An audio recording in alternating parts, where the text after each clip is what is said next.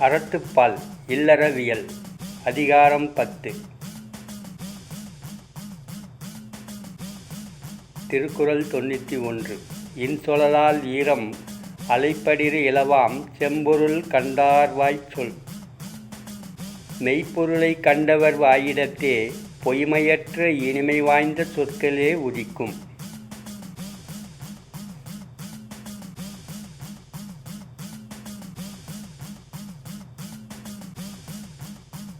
Tirukkural, Virtue, Morality of Family Life. Chapter 10. Speaking pleasant words, enlighten meaning and explanation. By embodiment of true wisdom, Irayarul Vasisiddhar. Tirukkural 91. இன்சொலால் ஈரம் அலைப் படிறு இலவாம் செம்பொருள் கண்டார்வாய்ச் சொல். Only true, sweet words shall come from the mouth of one who has seen the truth. Thirukkural 92. அகனமர்ந்து ஈதலின் நன்றே முகனமர்ந்து இன்சொலல் ஆகப் பெறின். அகம் மகிழ உதவி செய்ய முடியாது போனாலும் முகம் வாடும்படி வன்சொல் வழங்காதிருப்பது மிகுந்த நன்மையை தரும்.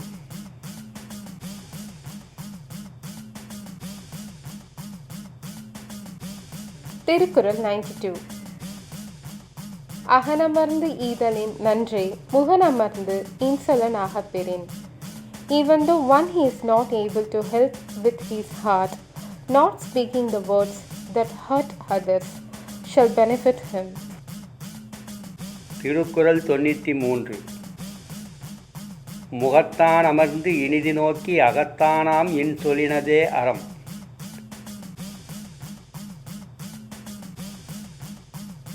முகமும் அகமும் ஒரு சேர நோக்கி கூறும் இனிய சொற்களில் அமைந்திருப்பதாம் அறம்.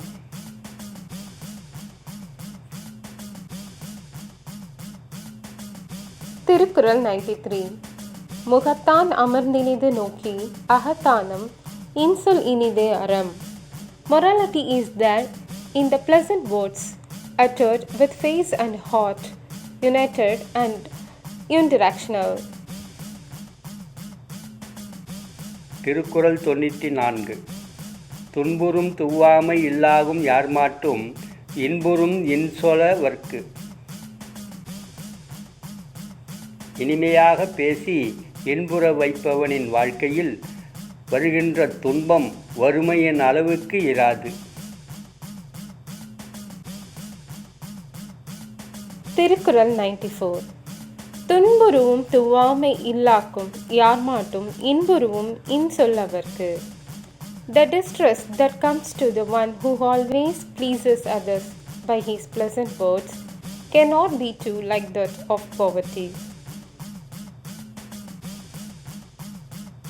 திருக்குறள் 95. பணிவுடையன் இன்சொலனாதல் ஒருவர்க்கு அணியல்ல மற்றுப் பிற. பணிவுடன் பேசக்கூடிய இனிய சொற்களை காட்டிலும் ஒருவருக்கு உயர்வை தரும் அணிகலன் வேறில்லை.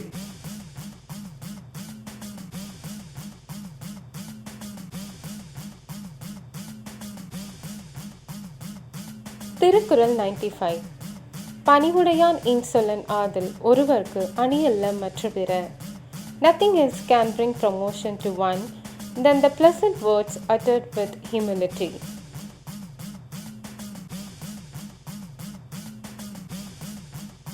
திருக்குறள் 96. அல்லவை தேய அறம்பெருகும் நல்லவை நாடி இனிய சொலின். இனிய சொல்லால் நல்லதை நாடி அறத்தை பெருக்கி பாவத்தை தொலைத்து புண்ணியத்தை பெருக.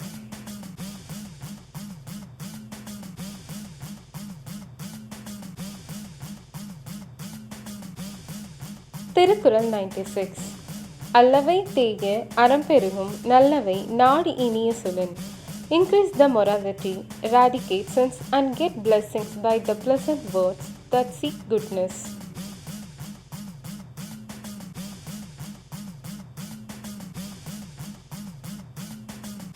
திருக்குறள் 97.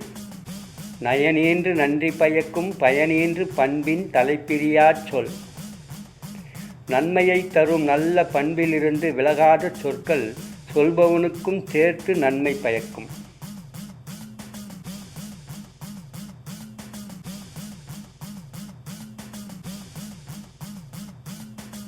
திருக்குறள் 97. நயனீன்று நன்றி பயக்கும் பயனீன்று பண்பின் தலைப்பிரியா சொல். The words that do not deviate from the virtue that gives goodness shall also benefit the one who speak them.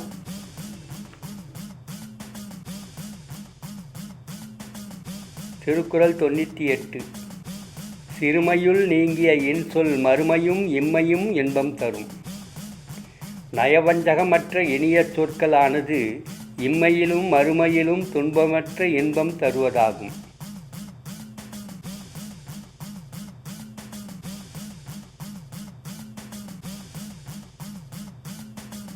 Thirukkural 98.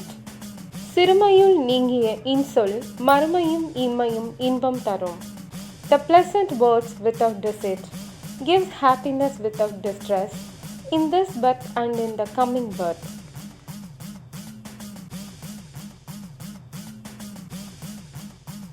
Thirukkural 99. Thirukkural 99.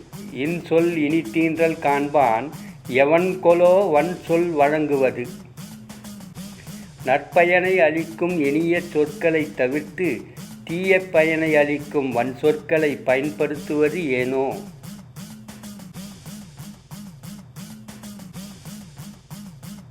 Thirukkural 99. இன்சொல் இனிதீன்றல் காண்பான் எவன்களோ வன்சொல் வழங்குவது. Why the hard words that give bad effects are chosen, avoiding the pleasant words that give good effect.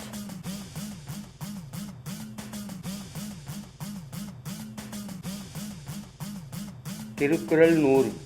இனிய உளவாக இன்னாத கூறல் கனியிருப்ப காய் கவர்ந்தற்று. பிறர் கேட்கும்படி சொல்லத் தெரியாது வருந்துவது கனியிருக்க காயை சுவைப்பது போன்றதாகும்.